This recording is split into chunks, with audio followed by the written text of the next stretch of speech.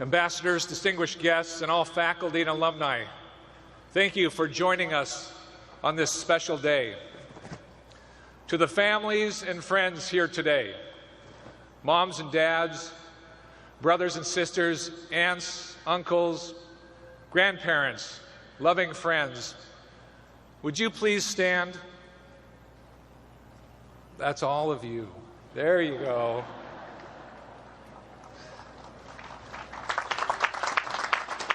Keep standing.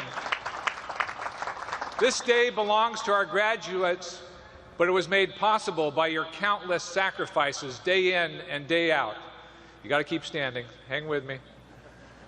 Over many years, thanks to you, your sons and daughters are people of character, selfless citizens ready and willing to serve our country, the best of the best. You did your job with them, and you did it brilliantly. So now, I invite our midshipmen to please rise and render appropriate honors to your family and friends in loud Navy fashion.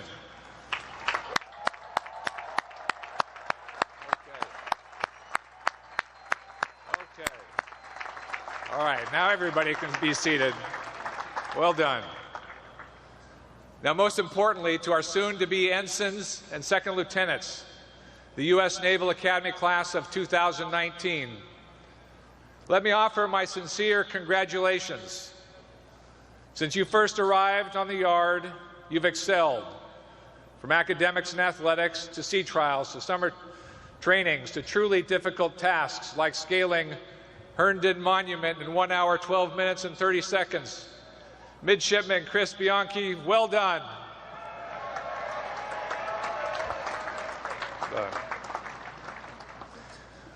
We could speak for a long time on all you have achieved, but you would learn little from such a talk.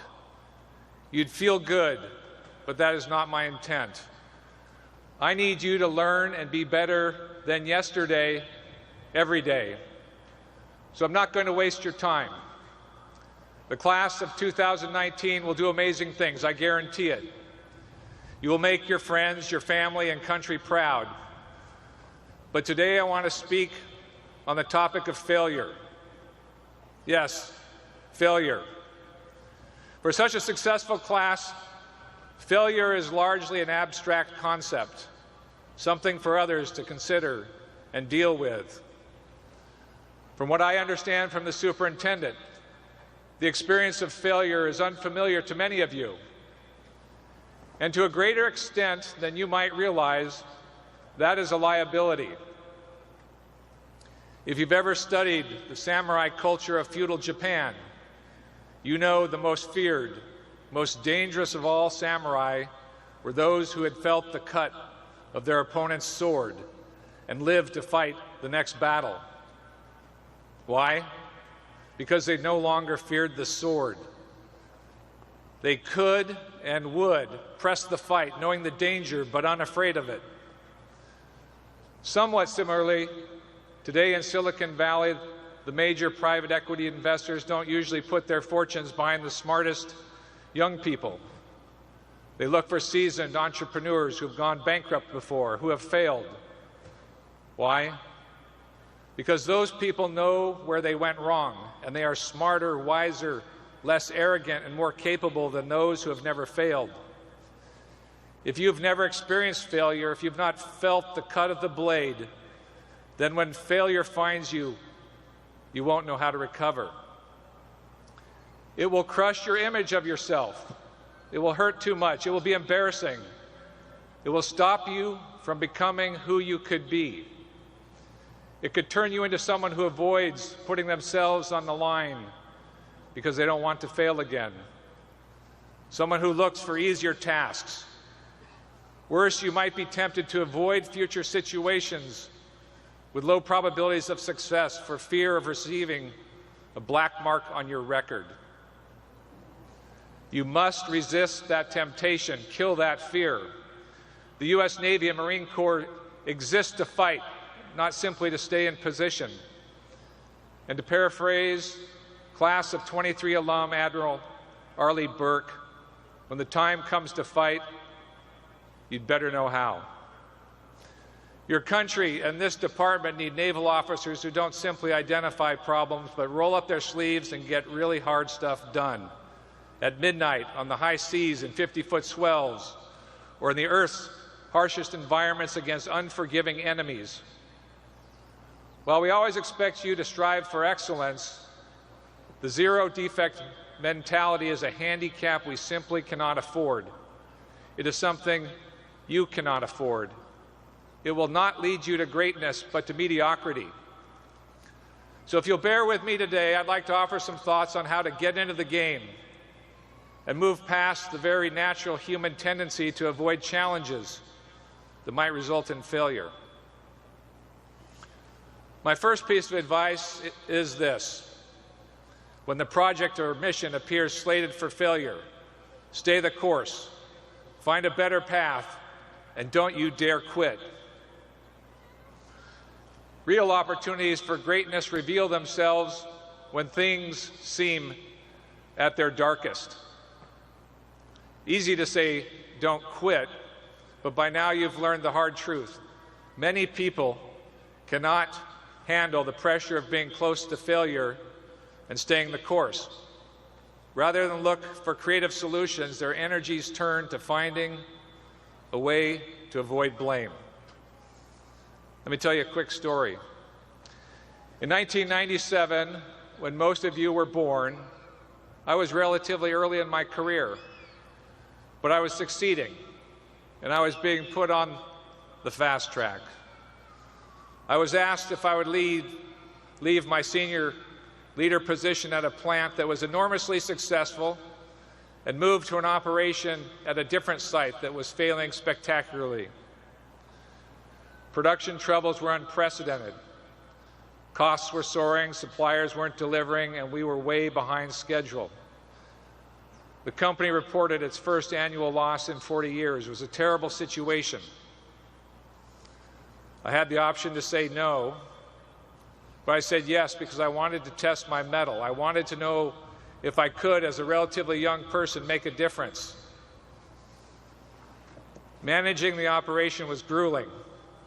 We worked tirelessly every day for 12 to 18 hours a day. Coming home, I would pull off the road to sleep for a few minutes as I was too tired to drive. Still, progress was unsatisfactory to my managers. And then someone threw me a lifeline, probably to save my career, a chance to switch jobs, to dodge association with failure.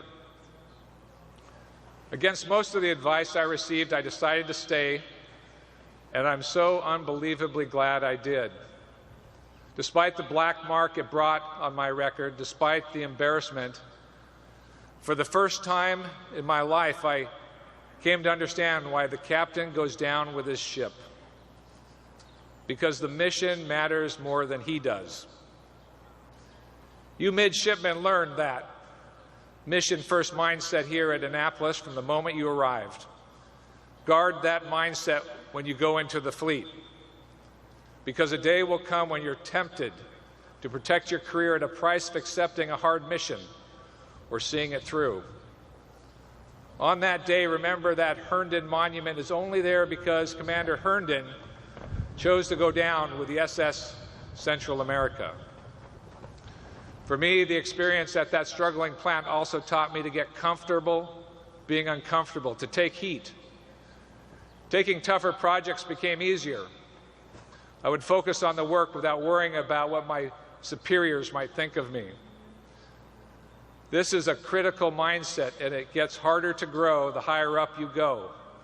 So start early. Pick early assignments that will stretch and prepare you for the day when it really matters. There will always be hard jobs nobody wants for fear it will make them look bad. Seek them out. The definition of grit is the ability to do something extremely hard for a prolonged period of time. Get grit. In a proverbial sense, we need you to go 15 rounds with Mike Tyson every day. The good news is, after a couple of weeks, you're not afraid of Mike Tyson anymore. Once you lose that fear, once you internalize that it's not about you but about the mission, then the shadow of your leadership reaches across your team and inspires them not to lose hope when times are dark. That is greatness. And I'll let you in on a little secret. When you put your mission before your career is far more meaningful. When you face a choice between mission and self, you won't even hesitate. Your confidence will be unwavering. The second lesson applies when you find failure at a broader organizational level, when the status quo won't simply work. When that happens, think, don't copy. What does that mean? Failure often manifests itself when people become too comfortable replicating what has worked in the past. In an era of renewed great power competition with massive changes driven by new technology, we cannot simply replicate what worked in the past. In business, when companies fail to adapt, they go bankrupt. In national security, when militaries fail to adapt, they lose wars, hot and cold. Market forces are brutal, efficient, and unavoidable. Don't think for a minute they don't apply in the military. The enemy gets a vote. To some extent, history can be your guide, but the world isn't static. The complexity is far, far greater now than it was for your predecessors. The time constant for change is short and getting much shorter. In national security, these rapid technological advances from artificial intelligence to hypersonics to space mean you will face completely new challenges, things you have never trained for. Threats that don't exist yet will show up on your watch. In this environment, you're going to be asked to do jobs for which there will be no instruction manual, no precedent, no one to call who knows how to do it any better than you. You've been taught the human elements of leadership here at the Academy. These are the core foundational elements of success, and they do not change over time. You have that inside of you. But your ability to make difficult organizational changes will be required for our effectiveness and survival. This was brought into perspective for me by a CEO in a top 10 Fortune 500 company who said, "The job of being CEO that I trained for no longer exists. For those of you who can master this, leading change in the future will be an opportunity." Consider this. When Admiral Rickover graduated from the Academy, the U.S. Navy powered its ships with steam. Scientists hadn't yet split the atom, but the father of the nuclear Navy recognized the applications of that innovation, and he spearheaded the change in naval propulsion. There was no one for Hyman Rickover to copy. We need you to come up with innovative solutions to complex, rapidly evolving problems, from secure, reliable communications with autonomous submersibles, to electrical architectures aboard surface ships, to fighting in the dark without the aid of legacy comm systems that previous graduates took for granted. Some days you'll need to be Hyman Rickover. Other days it's okay to be MacGyver, using paper clips and duct tape. Just remember, it's okay to ask, is this a situation where my commanding officer knows something I don't? Or do I need to exercise initiative consistent with my oath as an officer? The heavy lifting of changing the status quo as we move to meet this era of great power competition has begun. You'll inherit our work of reshaping the department, strengthening our alliances, and reforming our management practices. So have a keen eye that can see what better looks like. Don't be afraid to buck the system so we have what we need to fight and win. Think, don't copy. The last lesson applies to when you encounter ethical failure, and you will. When that happens, stand your ground.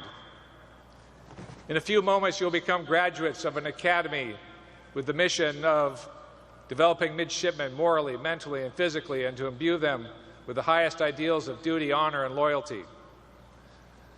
You came to this institution from all across our vast and diverse country. You are a microcosm of America. You are also the best of America. If you do not stand on your ground on ethical principles, on excellence in your team, then who can we rely upon to do that? When you see ethical failure in uniform or out, by military members or others, you and your commitment must be unshakable, regardless of the circumstances. The easiest person to stand against is the enemy. The toughest person to stand against is your teammate. You'll have countless opportunities to do this across your career. Let me tell you where you can make a mark on our department right away. I need you young lieutenants and ensigns to set the standard on preventing sexual harassment and assault in our ranks. The status quo won't cut it.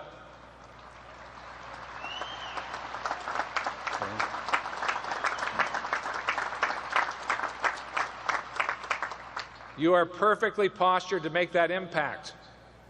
You are parachuting into the front lines. Set the climate. Model and teach the right behaviors of respect, good order, and discipline.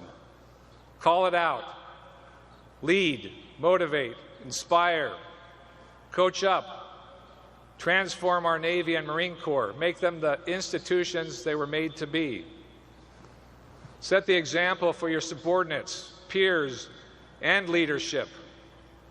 Learn to be comfortably uncomfortable with this responsibility, drawing confidence from the knowledge that when we are aligned on one goal, we're unstoppable. Sexual assault and harassment degrades the dignity of our teammates, and we are on the side of personal dignity in this era of renewed great power competition. We stand against authoritarian regimes that routinely degrade human dignity for their very survival. Remember, we're the good guys, so hold fast to your highest ideals of duty, honor, and loyalty, and stand your ground. Before closing, let me once again address the family and friends. I have a pledge to make to you. As we approach Memorial Day, we remember the ultimate price paid by some of the predecessors of the class of 2019. In my capacity, the most difficult decision is authorizing a mission that I know puts the men and women of our armed forces in harm's way. I will continue to give those orders, but only when absolutely necessary. I may have to put your loved ones, those sitting in front of us today, in harm's way. You know this, and they know this. My pledge to you and to each of these incredible men and women and to my Commander-in-Chief is this: I will do whatever it takes to ensure those missions make the difference to keep our country safe and free. And I promise, to the best of my ability, to provide them with whatever they need to be successful. That is my commitment, and you can hold me to it.